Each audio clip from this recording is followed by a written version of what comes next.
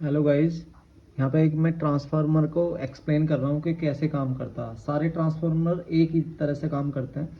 जैसे ये ट्रांसफार्मर है, यहाँ पे मैंने इसका रफ डायग्राम बनाया और यहाँ पे ये रियल ट्रांसफार्मर है। यहाँ से क्या है, ये रेड कलर के वायर है, यहाँ से हम लाइट अंदर देंगे, मतलब इसे सप्लाई जो देंगे, मेन की सप्लाई वो यहाँ से देंगे, करंट जो सप्लाई करेंगे और इधर से बाहर निकलेगा। यहाँ पे क्या काम होता है इसका, जैसे सपोज करो ये यहाँ से मेन्स के 220 वोल्टेज दिए, तो 220 वोल्टेज है, तो ये 12 0 12 का है। 12 0 12 का मतलब है कि अगर मैं लास्ट दो पॉइंटों पे यहाँ पे कनेक्ट करूंगा वायर तो ये 24 वोल्ट देगा, और यहाँ पे इन दोनों को कनेक्ट करूंगा 12 देगा, और इन दोनों को कनेक्ट करूंगा 12 देगा। मेन प्रिंसिपल ये होता है कि ये इंडक्शन पे काम करता है, इलेक्ट्रोमैग्नेटिक पे। और अगर ये पहले वाली जो होती है प्राइमरी होती है, और ये वाली जो होती है ये सेकेंडरी होती है, मतलब जिससे करंट सप्लाई करते हैं, मतलब अंदर की तरफ जो जाता है इन, और यहाँ से क्या होता है आउट, यहाँ से हम बाहर को करंट लेंगे या वोल्टेज लेंगे। तो यहाँ पे जैसे ये प्राइमरी है, प्राइमरी में तुमने वोल्टेज दिए या करंट सप्लाई करा, तो यहाँ पे इंडक्शन से ये वाला कॉइल इस वाली कॉइल से कनेक्ट नहीं होती, मतलब ये वाले जो वायर है आपस में कनेक्ट नहीं है। लेकिन अगर तुमने 10th क्लास में पढ़ा हो इलेक्ट्रोमैग्नेटिक इंडक्शन, तो वहाँ का है। लेकिन सिंपल अगर जानना है तो ये यहाँ से इस तरह से होता है कि यहाँ जब करंट सप्लाई होती है तो इसमें मैग्नेट बन जाती है, और वो चेंज होती रहती है। उस चेंज होने की वजह से फैराडे लॉ से इसमें करंट डेवलप हो जाता है या पोटेंशियल डेवलप हो जाता है। तो ये वाली प्राइमरी जिसे हम दे रहे हैं और जिससे बाहर को निकाल रहे हैं वो सेकेंडरी है। तो यहाँ पर अगर सपोज करो मैं यहाँ पे वोल्टेज देता हूँ 220, और यहाँ पे इसके टर्न आधे हैं, मतलब जितने इसमें चक्कर हैं इस तरह से ये वाले आधे हैं, तो इसके वोल्टेज आधे हो जाएंगे, मतलब यहाँ पे 110 हो जाएंगे।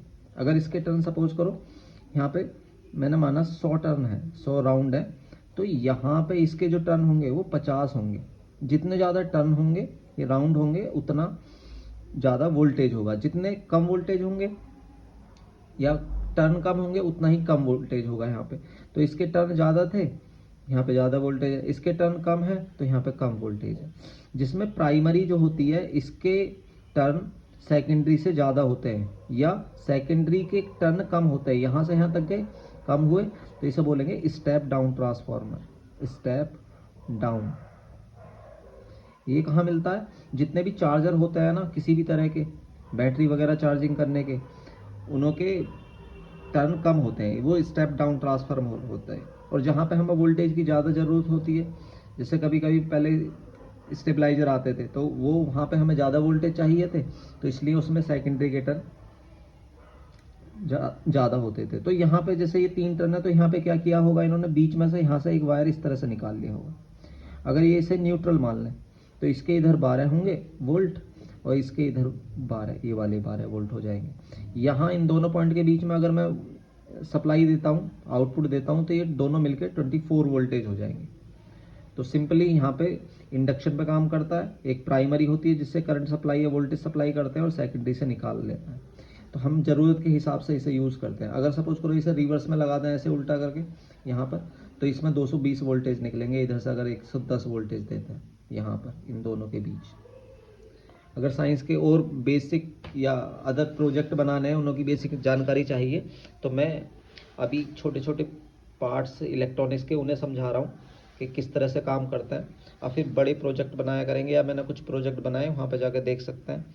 तो प्लीज़ हमारे चैनल को लाइक ज़रूर करें उससे, और सब्सक्राइब ज़रूर होना चाहिए, क्योंकि उससे जैसे जैसे सब्सक्राइबर बढ़ेंगे कॉन्फिडेंस बढ़ेगा, और हम आगे वीडियो बनाने के लिए मोटिवेट होंगे। Thank you.